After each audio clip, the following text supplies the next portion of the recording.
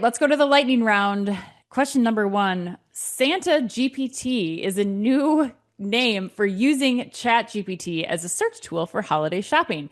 Chris, who are you most likely to use Santa GPT for this holiday? Oh, and you'll be excited about this. Probably my mom. Although my mom already told me what she wants. She wants a Brita water pitcher. Yeah, she's got big aspirations. My mom. So I Simple went on Walmart. things. Yeah, I went on Walmart Plus yesterday. Got one delivered in 3 hours. It was great. She's heading home soon, so I want to get it before she leaves. But yeah, I'm probably gonna look for something else for her too, and probably see maybe ChatGPT will help me out, or maybe I'll just be the good son and pay attention to what she wants throughout the year, and go back down the memory bank and find something that'll be memorable for her. That's my hope anyway. All right, Ann. On December 13th, Dick Van Dyke is set to turn 100 years old. What do you remember old DVD for the most? Mary Poppins, Mary probably. I Poppins. loved his character, Mary Poppins, the chimney sweep. Yeah, he was just that he was so endearing. I really liked him.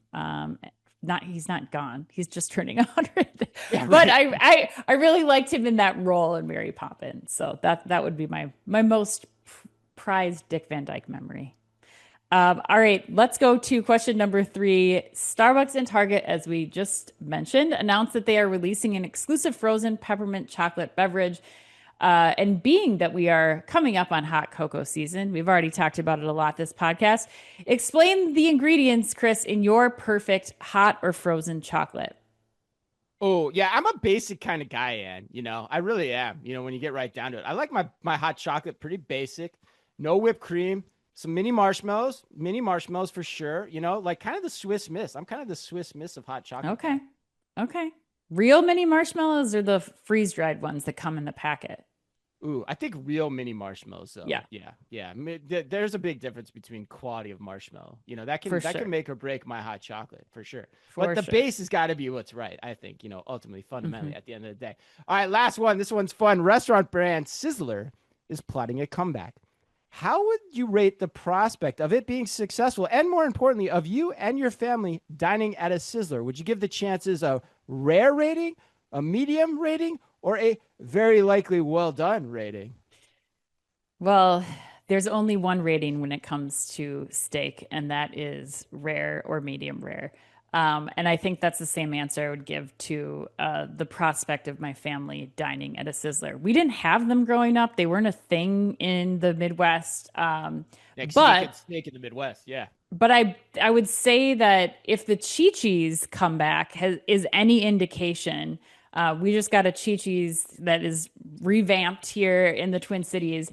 And that place has been busting down the doors busy ever since it opened several months ago. So I think there is this draw for nostalgia. So yes, I think they'll probably see a great influx of people coming back to the Sizzler for that experience. My question though is like, will this last? Once the nostalgia wears off and you went back there for, your first time, are you going to go again? But time will Yeah, tell. yeah. I agree. I don't think the nostalgia for Sizzler is the same as Cheese, but I got to ask you, you got into Chi-Chi's? Like, I've been trying to get I in. We haven't been did. able to get in. And it's I good? did get into Chi-Chi's. I will say the chips and salsa still slap, but the rest of it is just expensive Mexican food, which I think is like I wanted grit to my Chi-Chi's. Like I don't know about the Chi-Chi's that the rest of everybody listening went to, but like my Chi-Chi's growing up was like dirty, real good Mexican food. It wasn't like fancy. Like there was no chopped like Southwest salad on the rest of it was like you got the taco Oh, salad bowl right. and that was it. And like now it's more elevated. So It's yuppified.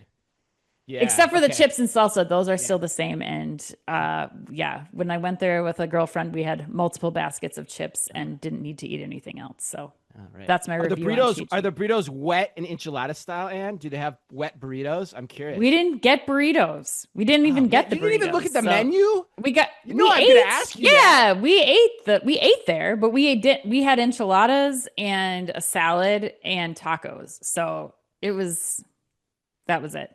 It was okay. Okay. It was just So the okay. operational research was not up to par, is what you're telling me here. You did not fully scope out the menu to They tried understand to the they burrito tried to offering go at Chi Chi's.